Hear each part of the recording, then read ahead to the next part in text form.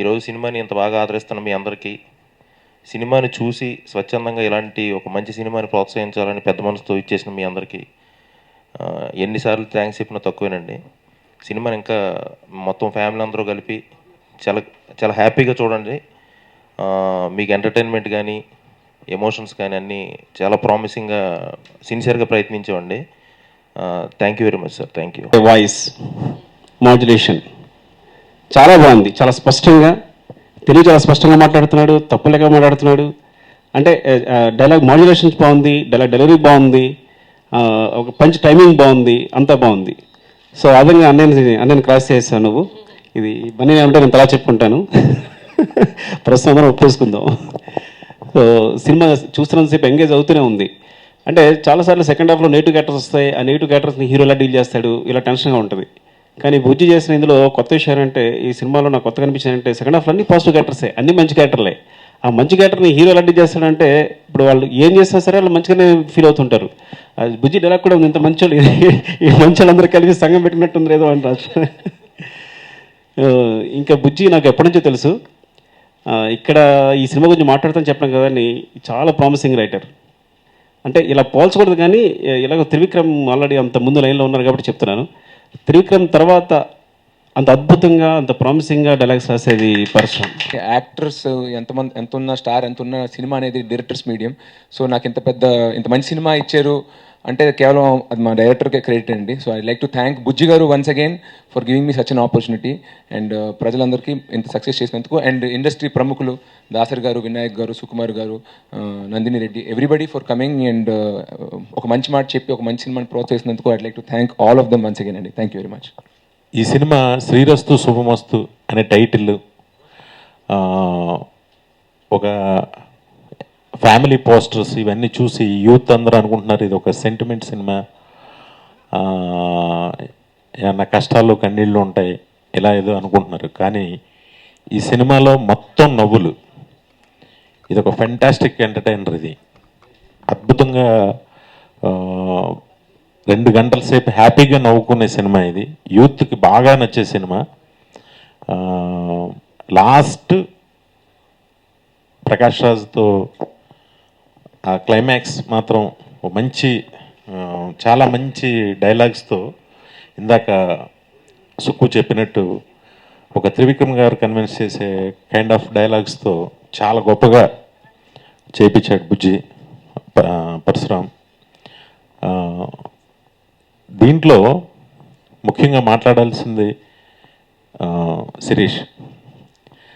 సిరి hero అవుతానని అంటే మేమందరం చాలా ఆశ్చర్యపడ్డాను.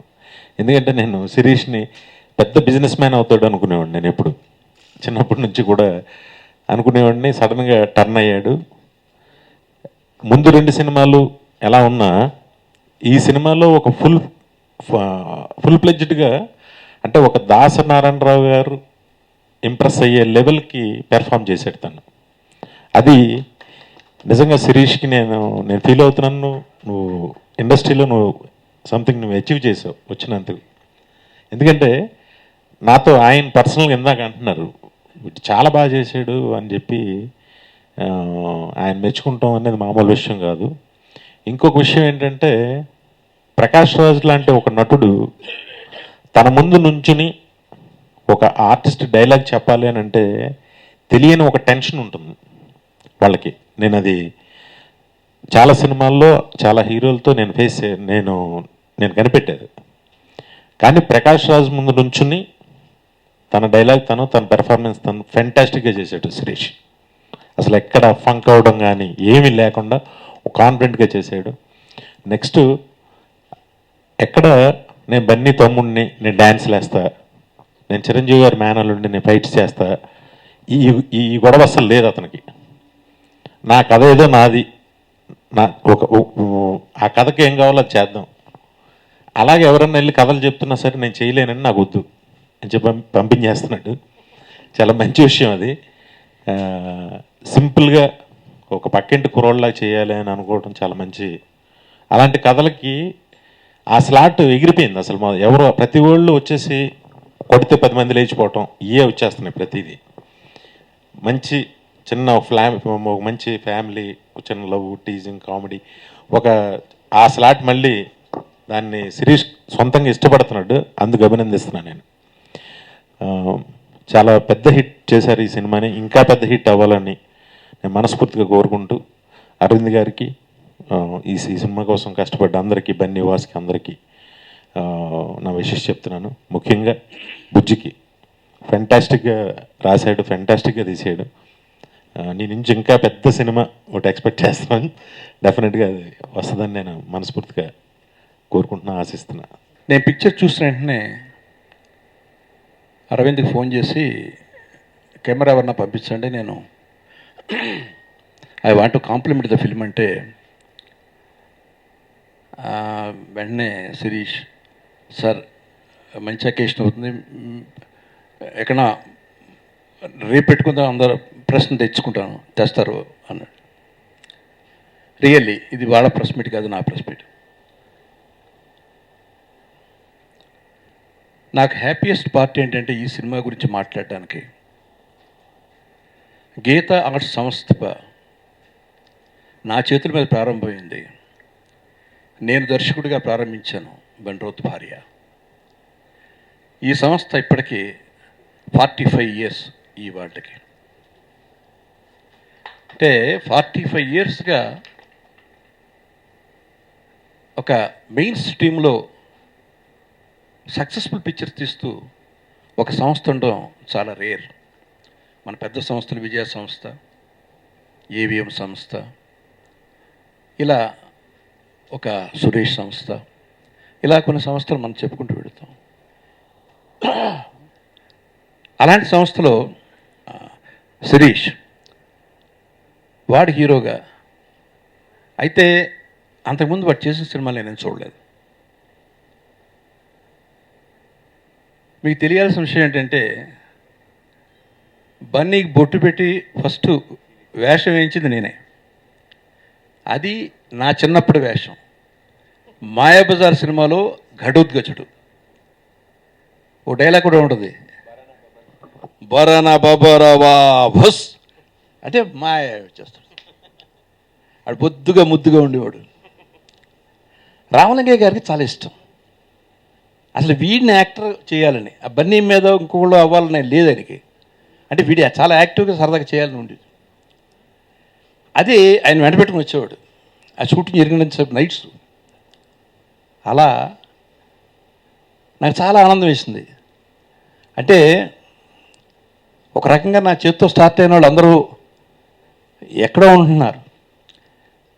తెలుసో తెలియకు మహేష్ బాబు నీడ సినిమాలో నేను ఇంట్రడ్యూస్ చేశాను.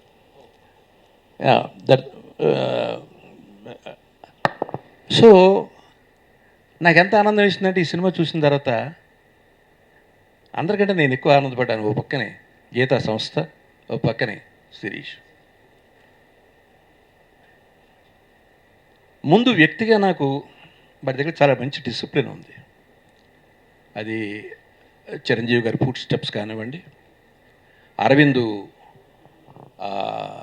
క్రమశిక్షణ కానివ్వండి, ముందు వీళ్ళ పిల్లలందరిలో కూడా ఒక డిసిప్లిన్ ఉంది. అంటే ది డిసిప్లిన్ అంటే it's a commitment, it's a fashion. Only cinema, ఇందాక అమ్మాయి చెప్పినట్టు they speak only about film. ఎందుకంటే నేను ఎక్కువ వాళ్ళతో ఇంటరాక్ట్ అయింది ఉండదు. బట్ వాట్ ఐ హియర్, నాకు ఫీడ్బ్యాక్ చాలా ఎక్కువ ఉంటుంది ఇండస్ట్రీలో. ఈ సినిమా నేను చూసినప్పుడు నాకు ఇలాంటి సినిమాలకి బ్రాండ్ అంబాసిడర్గా ఉండాలనిపిస్తుంది, ఈ చిన్న సినిమాలకి. ఎందుకంటే నా ఏమే అది. ఎప్పుడైనా సరే ఇండస్ట్రీ 10 కాలాల పాటు పచ్చగా ఉండాలంటే చిన్న సినిమాలు సక్సెస్ అవ్వాలి. ఇట్ డజంట్ మీన్ పెద్ద పిక్చర్లు ఇదేని కాదు. పెద్ద పిక్చర్లు కమర్షియల్ ఫిల్మ్స్ అవి వేరే. కానీ సినిమా జీవితాన్ని చూపించగలిగింది ఒక చిన్న సినిమాయే. అందరం చిన్న సినిమాల్లో పైకి వచ్చిన వాళ్ళమే. ఈ సంస్థ కూడా చిన్న సినిమాల నుంచి పైకి వచ్చింది.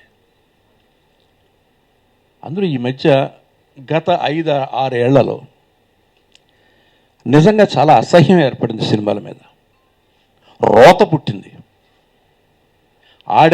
ఆడలేదా నాకు అనవసరం. రోత పుట్టింది. కుటుంబాల ఫ్యామిలీస్ వచ్చి సినిమాలు చూడకూడదని డిసైడ్ చేసుకున్నారు. అలాంటి స్థాయికి సినిమాలు వచ్చాయి. ఎక్కడో అక్కడ ఒకటి ఇక్కడ ఒకటి తప్పితే, ఏదో అమ్మాయి తీసిన 2 సినిమాలు, ఆ తర్వాత చాలా మంచి సినిమాలు ఉన్నాయి. మన బలే బలే మొగాడు, అది కూడా చాలా మంచి పిక్చర్. నేను వచ్చిన పెళ్లి చూపులు, మొన్న క్షణం, ఊపిరి, ఇట్లాంటి ఒక ట్రెండ్ మనమంతా, అంటే ఆడింది ఆడలేదు పక్కన పెట్టండి, బట్ గుడ్ ట్రెండ్లో వస్తూ సినిమాలు సక్సెస్ అవ్వడం అనేది చాలా గ్రేట్. ఇవాళ ఈ సినిమా మొట్టమొదటి రోజుకి నిన్నటికి కలెక్షన్స్ చూస్తే లాట్ ఆఫ్ వేరియేషన్. అంటే జనం రీచ్ అవుతున్నారు. మళ్ళీ మన తెలుగులో మంచి సినిమాలు వస్తున్నాయి, మంచి సినిమాలు తీస్తున్నారు, మనం చూడాలి అనేది. అంటే దీనికి సస్టైనబిలిటీ కావాలి.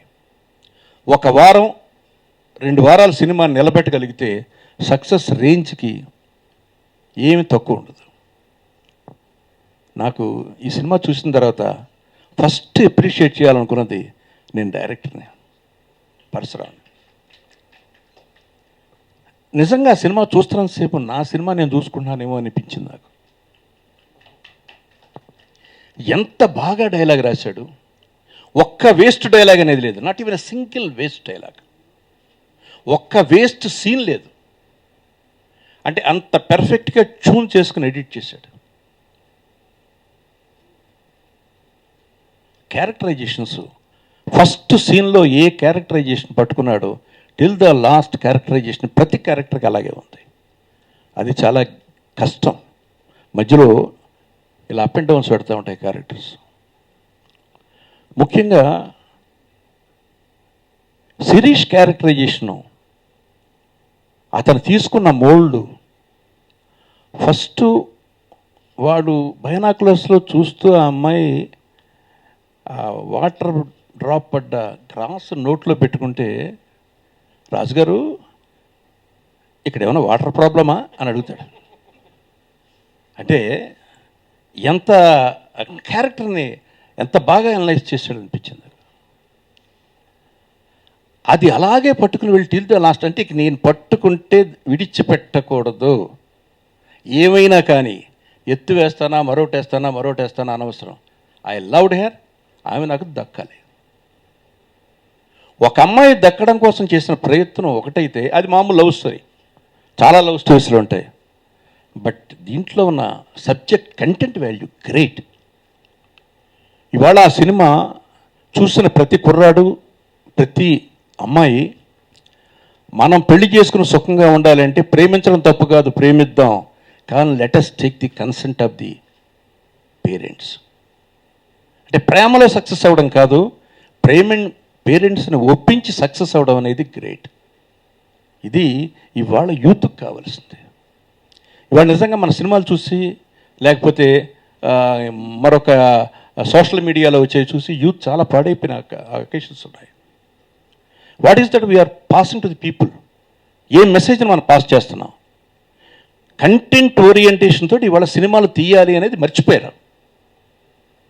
ఇప్పుడే రీసెంట్గా స్టార్ట్ అయింది మళ్ళీ. అంత మంచి కంటెంట్ చెప్పాడు.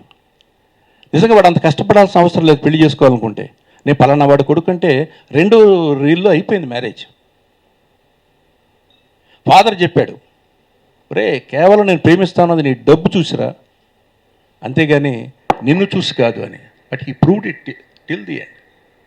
నేను ఓడిపోలేదు నాన్న, నువ్వు నన్ను ఓడించావు. కరెక్ట్. అలాగే హీరోయిన్, నేను చాలా సినిమాలు చూసాను ఆ అమ్మాయిది. దీంట్లో చాలా మెచ్యూరిటీగా చేసింది. ఇక ఒక్కొక్క క్యారెక్టర్, ఏ క్యారెక్టర్ అడిగినా, రావు రమేష్ ఎంత సెటిల్డ్గా ఎంత బాగా చేశాడు. భరణి అసలు చాలా రియలిస్టిక్ క్యారెక్టర్గా ఉన్నాడు. జనరల్గా అతని క్యారెక్టర్కి ఏదో ఒక షేడ్ ఉంటుంది, బట్ దీంట్లో చాలా రియలిస్టిక్గా ఉన్నాడు. కోపం వచ్చేప్పుడు ఆ కుర్రాడి మీద, శిరీష్ మీద కోపం వస్తే వీడేవడరా ఇక్కడ, మళ్ళీ ఓకే మీ ఫ్రెండా, ఓకే క్యారీ ఆన్. అంటే అది రియల్ క్యారెక్టర్. అది ఒక ఫాదర్. ఎస్పెషల్లీ క్లైమాక్స్లో Bharani acceptance is very good. అన్నింటిని మించి నేను పర్సనల్గా చెప్పదలుచుకున్నది లాస్ట్ క్లైమాక్స్. నేను పిక్చర్ చూస్తూ 2 చోట్ల కంటతడి పెట్టుకున్నాను. అంటే అంత కదిలించగలిగింది. ఆ మదర్ని అక్కడికి తీసుకురావడం అనేది క్లైమాక్స్లో కొడుకు పెళ్లి జరగదేమో, ఆ అమ్మాయి కాదంటదేమో అని చెప్పి ఆ తాపత్రయంతో ఒక తల్లి వచ్చి కొడుకు ప్రేమని గెలిపించడం కోసం తల్లి రావడం అనేది it's a greatest twist in the film.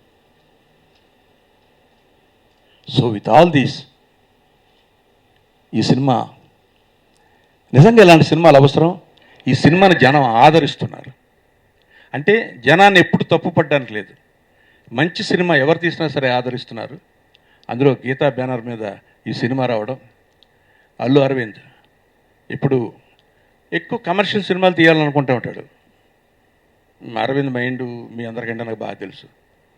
ఈ కమర్షియల్గా ఇది వేస్తే ఇది ఎంత వస్తుంది, ఇది ఎంత వస్తుంది అని, ఇది ఎంత వస్తుంది ఎంత పోతుందని కాదు, ఇది మంచి సినిమా తీయాలని తీశాడు.